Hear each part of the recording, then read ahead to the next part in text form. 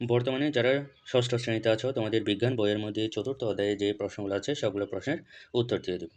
তাহলে প্রথমে আছে তোমাদের চতুর্থ অধ্যায়ের মধ্যে দেখো তোমাদের বইয়ের মধ্যে যাও, তোমাদের বইয়ের ৩৬ পৃষ্ঠার মধ্যে আছে। ৩৬ পৃষ্ঠার মধ্যে প্রথমে দেওয়া আছে নমুনা প্রশ্ন, শুরুতেই বহু নির্বাচনী প্রশ্ন, তারপর সৃজনশীল, দেন আছে হচ্ছে সংক্ষিপ্ত প্রশ্ন।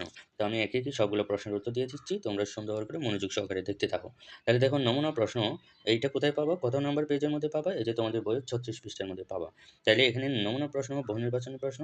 এই যে ১ নম্বরে কি দেওয়া আছে, কাণ্ডের সাথে পাতা যে কোণ সৃষ্টি করে তার নাম কি? এটা হচ্ছে পত্রকক্ষ।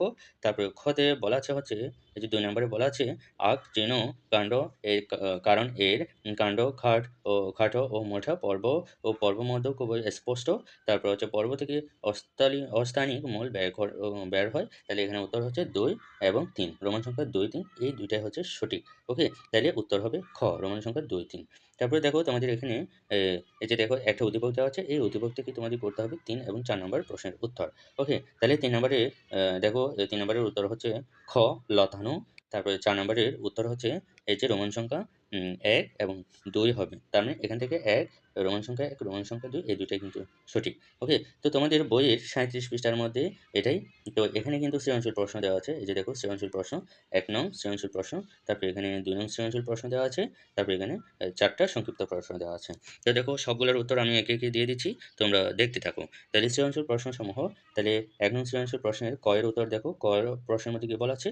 সপুষ্পক উদ্ভিদ কাকে বলে? তাহলে দেখো যেসব উদ্ভিদের দেহে মূল, কাণ্ড ও পাতা থাকে এবং ফুল, ফল ও বীজ হয় সেই সব উদ্ভিদকে সপুষ্পক উদ্ভিদ বলে। তাহলে এখানে ক এর উত্তর হচ্ছে এখান থেকে এটুকু, খ এর উত্তর হচ্ছে এখান থেকে শুরু করে এই যে এটুকু পর্যন্ত, এটা হচ্ছে খ এর উত্তর। তারপরে গ এর উত্তর দেখো, এই যে গ তে কি বলা আছে?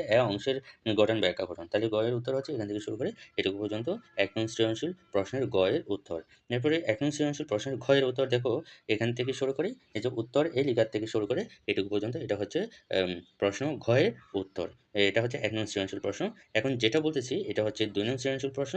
এই যে ২ নং সৃজনশীল প্রশ্ন আমরা শুরু করতেছি। এই যে ক তে বলা আছে মূল কাকে বলে? তাহলে আমরা মূল কাকে বলে এখান থেকে শুরু করে এটুকু পর্যন্ত দিয়ে দিব। উদ্ভিদের পর্ব, পর্বমধ্য ও অগ্রমুকুলবিহীন অংশকে মূল বলে। এটা হচ্ছে সৃজনশীল প্রশ্ন ২ এর ক এর উত্তর। তারপর সৃজনশীল প্রশ্ন ২ এর খ এর উত্তর দেখো, এখান থেকে শুরু করে এটুকু পর্যন্ত। ওকে? এখান থেকে শুরু করে এটুকু পর্যন্ত, এটা হচ্ছে সৃজনশীল প্রশ্ন ২ এর খ এর উত্তর। তারপর সৃজনশীল প্রশ্ন ২ এর গ এর উত্তর দেখো, এই যে গ এর উত্তর হচ্ছে এখান থেকে শুরু করে এটুকু পর্যন্ত সৃজনশীল প্রশ্ন গ এর উত্তর। তারপরে দেখো সৃজনশীল প্রশ্ন ঘ এর উত্তর, এই যে এখান থেকে শুরু করে এটুকু পর্যন্ত ২ নং সৃজনশীল প্রশ্নের ঘ এর উত্তর।